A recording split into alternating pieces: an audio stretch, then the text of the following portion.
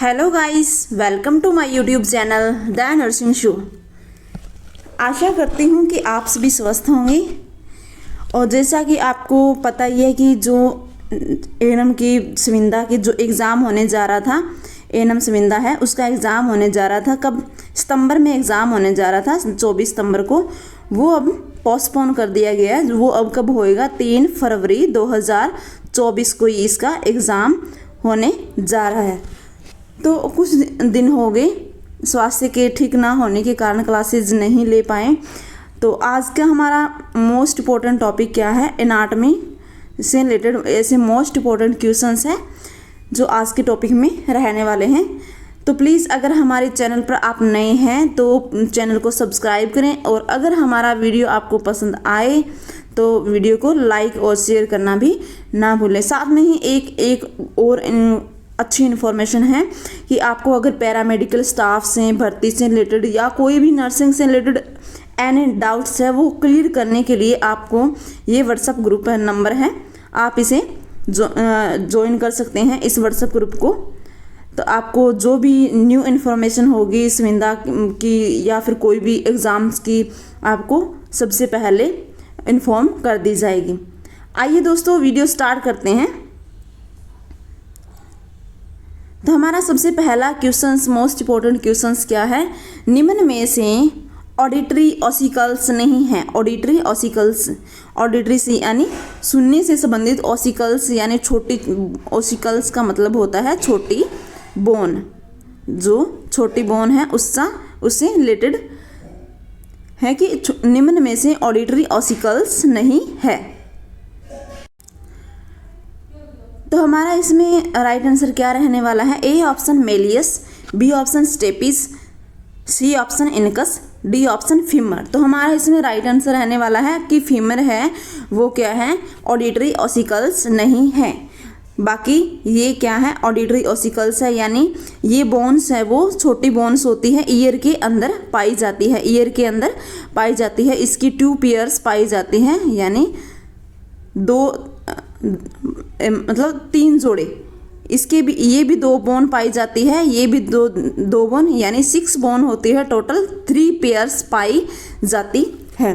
Femur क्या है? Femur एक जो बॉडी की ह्यूमन बॉडी है उसकी सबसे लॉन्गेस्ट बोन क्या है? Longest bone.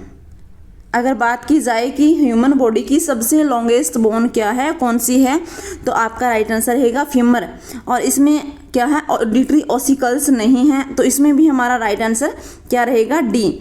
अगर आपसे क्वेश्चंस ऐसे पूछा जाए कि जो ह्यूमन बॉडी है उसमें सबसे शॉर्ट या स्मॉलेस्ट बोन कौन सी है, तो आपका राइट आंसर रहेगा स्टेपिस, यानी स्टेपिस बोन है जो हमारे ह्यूमन बॉडी है उसकी सबसे छोटी बोन है। तो हमारा इसमें राइट आंसर क्या रहेगा? फीमर हमारा राइट आंसर रहेगा। अगर इसकी बात की जो स्टेपिस है, इसके आकार की बात की जाए कि स्टेपिस है ये कहाँ पर जॉइंट होती है? मिडल ईयर में, यानी ईयर के बीचों बीच स्थित होती है। इसका आकार भी कभी कभी एग्जाम में पूछा जाता है, तो इसका आकार है 3 mm गुणा में 2.5 mm, यानी इतने आकार की ये इतनी छोटी बोन होती है जो मिडल ईयर में पाई जाती है। शरीर के सबसे शॉर्ट बोन स्टेपिस। तो हमारा इसमें राइट आंसर क्या रहेगा? फीमर हमारा राइट आंसर रहेगा। बहुत ज़्यादा इंपॉर्टेंट क्वेश्चंस है, अक्सर एग्जाम में पूछे जाते हैं। हमारा नेक्स्ट क्वेश्चन क्या है? निम्न में से कौन सा मेल सही नहीं है? यानी ये मेल दिए गए हैं, इनमें से कौन सा ऐसा मेल है जो सही नहीं है? ए ऑप्शन अर्थरोलॉजी जॉइंट, यानी अर्थरोलॉजी है वो जॉइंट से रिलेटेड है या नहीं है। B option blood fluid connective tissue है या नहीं है। राइबोसोम्स, प्लाज्मा मेम्ब्रेन, यानी इसका अदर नाम प्लाज्मा मेम्ब्रेन है या कुछ अदर है। सी ऑप्शन है कॉकिक्स को टेलबोन कहा जाता है या नहीं कहा जाता। तो हमारा इसमें राइट आंसर क्या रहने वाला है कि जो राइबोसोम्स है प्लाज्मा मेम्ब्रेन नहीं कहा जाता। ये हमारा राइट आंसर है कि ये हमारा जो मेल है वो सही नहीं है। अर्थरोलॉजी क्या है? कि study of the joint is called arthrology. और जो ब्लड है वो क्या है? फ्लूइड कनेक्टिव टिश्यू है। और कॉकिक्स है उसको किस बोन के, टेल बोन के नाम से भी जाना जाता है, क्योंकि ये वर्टिब्रास है जो, तो यहाँ के लोअर एंड में ये प्रेजेंट होती है, तो इसे टेल बोन के नाम से भी जाना जाता है। तो इस राइबोसोम्स को कौन से अदर नाम से जाना जाता है? राइबोसोम। राइबोसोम्स को जाना जाता है प्रोटीन फैक्ट्री के नाम से। कौन सी? Protein factory. ये सेल के अंदर प्रेजेंट होते हैं, इसे अदर नाम से, प्रोटीन फैक्ट्री के अदर नाम से जाना जाता है। क्यों जाना जाता है? क्योंकि ये क्या करते हैं, जो सेल है उसके अंदर प्रोटीन का सिंथेसिस करते रहते हैं, तो इसीलिए राइबोसोम्स है उसको प्रोटीन फैक्ट्री के नाम से जाना जाता है। हमारा राइट आंसर रहेगा सी। हमारा नेक्स्ट क्वेश्चन क्या है? शोल्डर ब्लेड के नाम से कौन सी बोन को जाना जाता है? बहुत ज़्यादा इंपॉर्टेंट क्वेश्चन, ये अक्सर एग्जाम में पूछा गया है। A option scapula, B option clavicles, C option sternum, D option coccyx. तो हमारा इसमें राइट आंसर क्या रहेगा? राइट आंसर रहेगा कि जो स्केपुला बोन है इसे किसे शोल्डर ब्लेड के नाम से जाना जाता है। इसकी शेप इस तरह की ट्राइंगल शेप होती है, इस तरह की इस तरह की ट्राइंगल शेप होती है, और ये ह्यूमन बॉडी में नंबरिंग में 2 पाई जाती है ह्यूमन बॉडी में। और जो क्लेविकल बोन है उसको कौन सी अदर नाम से जाना जाता है? इसे कॉलर बोन या ब्यूटी बोन के नाम से। अक्सर ये भी पूछा गया क्वेश्चन है कि ब्यूटी बोन या कॉलर बोन कौन सी बोन को कहा जाता है या किसका अदर नाम है? तो आपका आंसर आना चाहिए कि क्लेविकल बोन है उसको ही ब्यूटी बोन और कॉलर बोन के नाम से जाना जाता है। कॉकिक्स को टेल बोन, मैंने आपको बताया था कि टेल बोन के नाम से जाना जाता है। ये भी संख्या में 2 होती है, ये संख्या में 1 होती है, और ये भी संख्या में ह्यूमन बॉडी में 1 पाई जाती है। स्केपुला ह्यूमन बॉडी में संख्या में 2 पाई जाती है। हमारा राइट आंसर ए रहेगा। हमारा नेक्स्ट क्वेश्चन क्या है? 12वीं कपाल तंत्रिका यानी क्रेनियल नर्व का नाम क्या है? क्रेनियल नर्व बहुत ज़्यादा इंपॉर्टेंट है। ह्यूमन बॉडी में कितनी क्रेनियल नर्व पाई जाती हैं? 12 पेयर्स, यानी 12 पेयर्स, जो 12 क्रेनियल नर्व है, 12 क्रेनियल नर्व पाई जाती हैं। क्रेनियल नर्व ह्यूमन बॉडी में पाई जाती है, बहुत ज़्यादा इंपॉर्टेंट है, क्योंकि नर्व के बिना लाइफ पॉसिबल नहीं है। A option hypoglossal nerve, B option vagus nerve, C option vestibulocochlear nerve, D option trochlear nerve. तो हमारा इसमें राइट आंसर क्या रहेगा? हाइपोग्लॉसल नर्व राइट आंसर रहेगा, क्योंकि जो 12वीं कपाल तंत्रिका यानी क्रेनियल नर्व है उसका अदर नाम, यानी उसका जो नाम है उसे किस नाम से जाना जाता है? हाइपोग्लॉसल नर्व के नाम से जाना जाता है। ए ऑप्शन हमारा राइट आंसर रहेगा। इसका काम क्या है?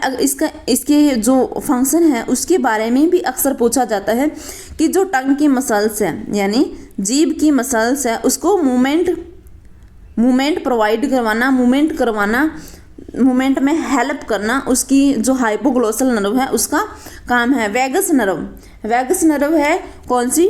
10 नंबर की नर्व है, उसको वैगस नर्व के नाम से जाना जाता है। बहुत ज़्यादा इंपॉर्टेंट नर्व है ये वैगस नर्व। इसका एग्जाम में अक्सर पूछा जाता है कि वैगस नर्व का काम क्या है।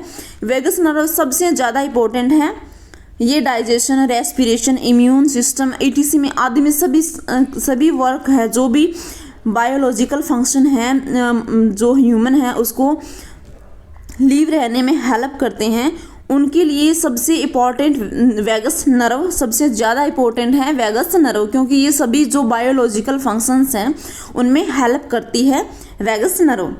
हमारी जो वेस्टिब्यूलिक ऑक्लियर नर्व है उसका वो कौन सी नर्व है? ये 8 नंबर की नर्व है। कौन सी नर्व है? 8 नंबर की नर्व है। ये क्या काम करती है? सुनने में हेल्प करती है और बॉडी बैलेंस को बनाए रखने में भी हेल्प करती है। सुनने में और बॉडी बैलेंस बनाए रखने में हेल्प करती है, बहुत ज़्यादा इंपॉर्टेंट नर्व है। और जो ट्रॉक्लियर नर्व है ये कौन सी है? 4th नंबर की नर्व है। 4th नंबर की नर्व है। ये क्या करती है?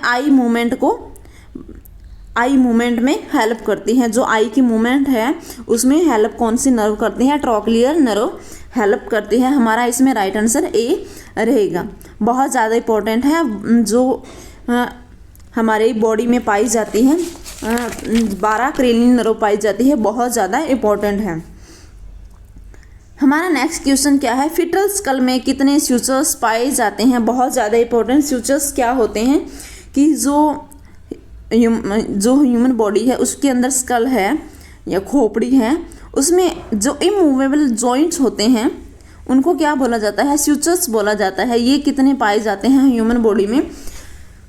जो बोन है ह्यूमन बॉडी में, जो स्कल बोन है, स्कल है, उनके अंदर जो बोन पाई जाती है वो क्या होती है, एक दूसरे से इस तरह से जुड़ी होती है कि वो इमूवेबल होती है, तो उसे सूचर्स के नाम से जाना जाता है। कि कौन सी कितनी सूचर पाए जाते हैं। A option 2, B option 8, C option 5, D option 4। तो हमारा राइट आंसर क्या रहेगा, डी हमारा राइट आंसर रहेगा कि जो फीटल स्कल है उसमें कितने 4 सूचर पाए जाते हैं। तो कौन कौन से सूचर्स पाए जाते हैं, ये हमारे क्या है, फीटल स्कल है। ये हमारे जो सूचर की ये सूचर्स, ये स्ट्रक्चर है, मैं आपको इसमें आप समझाऊंगी कि कितने सूचर और कैसे पाए जाते हैं। ये कौन सी है, फ्रंटल बोन है। ये दोनों कौन सी है, पैराइटल बोन है। ये ऑक्सीपिटल बोन है।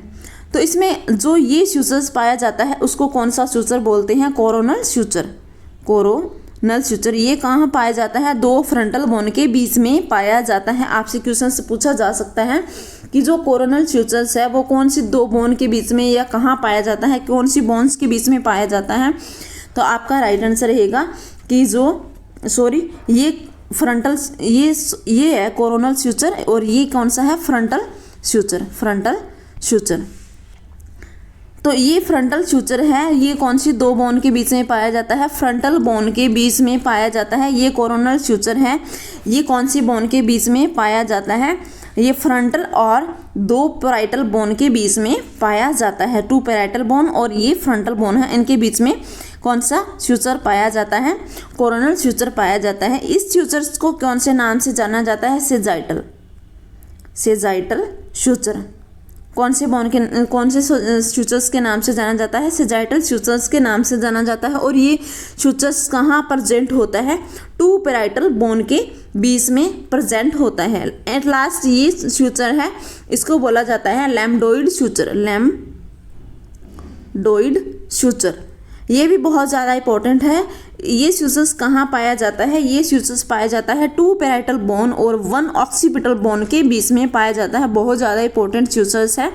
मैं आपको दोबारा बता देती हूँ कि फर्स्ट यहाँ पे सूचर पाया जाता है उसको फ्रंटल सूचर, जो फ्रंटल बोन है उनके बीच में पाया जाता है, ये कोरोनल सूचर। तो ये कोरोनल सूचर है। ये सूचर्स कौन सी बोन के बीच में, फ्रंटल बोन और 2 पैराइटल बोन के बीच में। ये सेजाइटल सूचर है, ये 2 पैराइटल बोन के बीच में। और ये लैम्डोइड सूचर है, ये कहाँ, 2 पैराइटल बोन्स और 1 ऑक्सीपिटल बोन के बीच में पाया जाता है। हमारा राइट आंसर रहेगा 4, यानी डी हमारा राइट आंसर रहेगा। इसमें साथ में 2 फोंटानेल पाए जाते हैं, यानी यहाँ पे जो रिक्त स्थान होते हैं उन्हें क्या बोला जाता है, फोंटानेल बोला जाते हैं। वैसे 4 फोंटानेल हमारी जो फीटल जो स्कल है उसमें पाए जाते हैं, लेकिन क्लिनिकल जो इम्पोर्टेंस है उसकी दृष्टि से 2 ही फोंटानेल्स है, उसको माना जाता है। हमारा नेक्स्ट क्वेश्चन क्या है, हमारा नेक्स्ट क्वेश्चन है निम्न में से कौन सी विशेषता फीमेल रिप्रोडक्टिव ऑर्गन ओवरीज की नहीं है। कौन सी विशेषता की बात की गई है कि जो कौन सी विशेषता ऐसी है कि जो ये 4 विशेषताएं दी गई है, इसमें कौन सी विशेषता है जो फीमेल ओवरीज की नहीं है। बाकी सभी हैं लेकिन इसमें एक ऐसी है जो फीमेल ओवरीज की नहीं है। ये संख्या में 2 होती है, यानी जो फीमेल रिप्रोडक्टिव ऑर्गन ओवरी है इनकी संख्या 2 होती है। ये टेस्टोस्टेरोन हार्मोन का सिक्रेशन करती है। इनकी लंबाई, चौड़ाई, मोटाई 3, 2, 1 सेंटीमीटर होती है। इनका कलर क्या होता है, लाइट ग्रे टू वाइट होता है। इसमें राइट आंसर कौन सा रहने वाला है, इसमें राइट आंसर रहने वाला है कि ये ऑप्शन गलत है, यानी ये इसकी विशेषता नहीं है। बाकी सभी 3 हैं जो इसकी विशेषताएं हैं। ये टेस्टोस्टेरोन हार्मोन का सिक्रेशन कौन नहीं करती है, बट कौन करता है इसका, जो मेल रिप्रोडक्टिव ऑर्गन टेस्टिस है उसके द्वारा ये क्या होता है, सिक्रेशन होता है, ये जो सेकेंडरी सेक्सुअल जो करैक्टरिस्टिक्स है, विशेषताएं हैं, लक्षण हैं, सिम्टम्स हैं मेल के अंदर आते हैं, उसके लिए ये रिस्पॉन्सिबल होता है टेस्टोस्टेरोन हार्मोन। बाकी इसकी संख्या 2 होती है, इनकी लंबाई चौड़ाई 1 सेंटीमीटर होती है, यानी लंबाई 3 से चौड़ाई 2, और जो मोटाई है वो 1 सेंटीमीटर होती है। इसका colour light grey to white होता है। ओवरीज की विशेषताओं में ये 3 शामिल है। हमारा नेक्स्ट क्वेश्चन क्या है? हमारा नेक्स्ट क्वेश्चन है, निम्न में से कौन सा रेस्पिरेटरी ऑर्गन रेस्पिरेटरी सिस्टम का भाग नहीं है, यानी इन कौन सी ऐसा ऑर्गन है जो रेस्पिरेटरी सिस्टम का पार्ट नहीं है? A option pharynx, B option larynx, C option oesophagus, D option trachea. तो हमारा इसमें राइट आंसर क्या रहेगा? जो फेरिंग्स है वो किसका पार्ट नहीं है? रेस्पिरेटरी सिस्टम का पार्ट नहीं है। बाकी ये सभी लैरिंग्स और इसोफेजिस और ट्रेकिया है वो किसका पार्ट है? इसका जो रेस्पिरेटरी सिस्टम है उसका पार्ट है। हमारा नेक्स्ट क्वेश्चन क्या है? पावर हाउस ऑफ सेल किसे कहा जाता है? पावर हाउस ऑफ सेल बहुत ज़्यादा इंपॉर्टेंट क्वेश्चन है, अक्सर एग्जाम में ये पूछा गया है। एएनएम और जीएनएम दोनों के लिए ही बहुत ज़्यादा इंपॉर्टेंट है power house of cell. Cell के अंदर बहुत सारे ऑर्गेनेल्स पाए जाते हैं, उनमें राइबोसोम्स, लाइसोसोम्स, सेल मेम्ब्रेन भी है, जो इसमें माइटोकॉन्ड्रिया भी है, न्यूक्लियस भी है, साथ में क्रोमोसोम्स भी पाए, बहुत सारे जो ऑर्गेनेल्स पाए जाते हैं। उनमें से कौन सा ऐसा ऑर्गेनेल्स है जिसको पावर हाउस ऑफ सेल के नाम से जाना जाता है? A option ribosomes, B option lysosomes, और C option mitochondria, D option cell membrane. तो हमारा इसमें राइट आंसर क्या रहेगा? Power house of cell mitochondria है, उसको क्या बोला जाता है? पावर हाउस ऑफ सेल के नाम से जाना जाता है। राइबोसोम्स है, राइबोसोम्स को मैंने आपको फर्स्ट क्वेश्चन में बताया था कि प्रोटीन फैक्ट्री के नाम से किसे राइबोसोम्स को जाना जाता है। लाइसोसोम्स है, उसको सुसाइडल बेग के नाम से जाना जाता है, सुसाइडल बेग। जो सेल मेम्ब्रेन है उसको प्लाज्मा मेम्ब्रेन के नाम से जाना जाता है। अब इनके काम बता देती हूँ कि काम क्या है। जो राइबोसोम्स है वो क्या करता है? सेल के अंदर प्रोटीन का सिंथेसिस करता है, साथ में उसको स्टोर भी करके रखता है, ताकि जब भी कभी सेल को इसकी नीड हो तो वो उसको प्रोवाइड करवा सके। लाइसोसोम्स का काम क्या है कि जो सेल के अंदर कोई भी वेस्ट प्रोडक्ट या कोई भी जो फॉरेन माइक्रो ऑर्गेनिज्म है, बाहर से कोई भी ऐसा माइक्रो ऑर्गेनिज्म जो सेल के लिए डेंजरस है, उसको क्या करता है? फैगोसाइटोसिस प्रोसेस के द्वारा उसको ख़त्म कर देता है। तो उस सेल के अंदर ही उसे ख़त्म कर देता है, तो इसे सुसाइडल बेग के नाम से भी जाना जाता है। माइटोकॉन्ड्रिया क्या है? Power house of cell.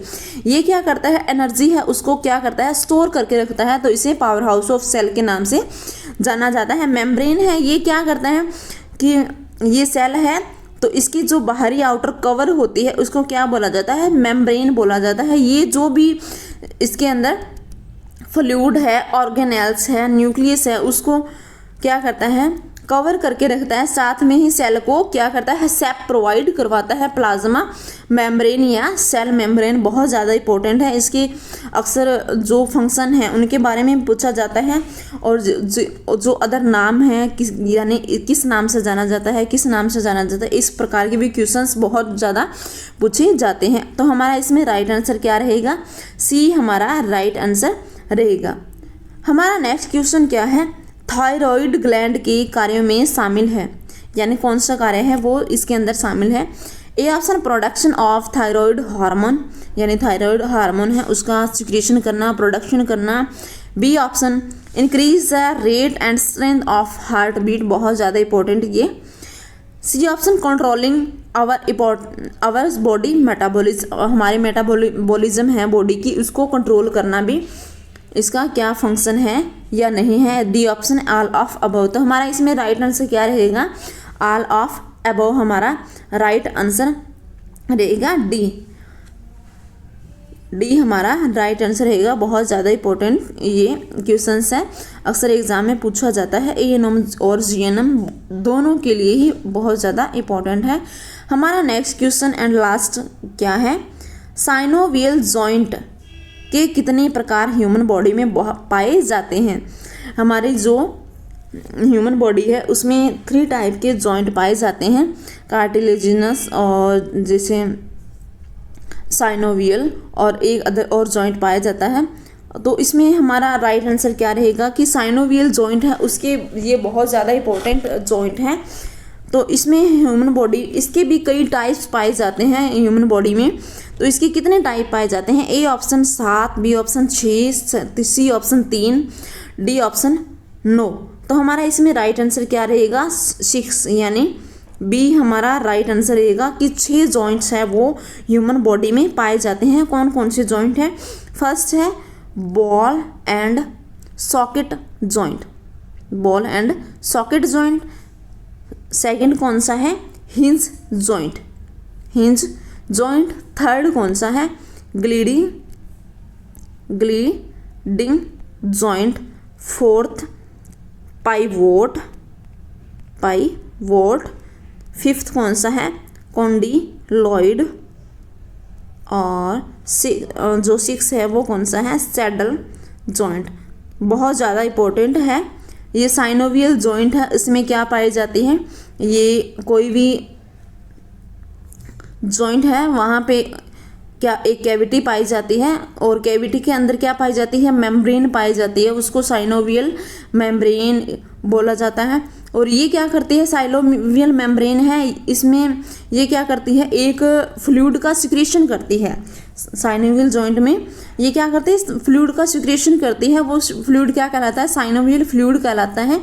वो साइनोवियल फ्लूइड क्या करता है, जो जॉइंट्स है उसको लुब्रिकेट यानी उसको चिकना बनाए रखने का काम करता है। जॉइंट है उसको लुब्रिकेट बनाए रखने का काम करता है, ताकि जो भी फ्रिक्शन हो उसके अंदर, यानी फ्रिक्शन से इसको प्रिवेंट करने का काम करता है।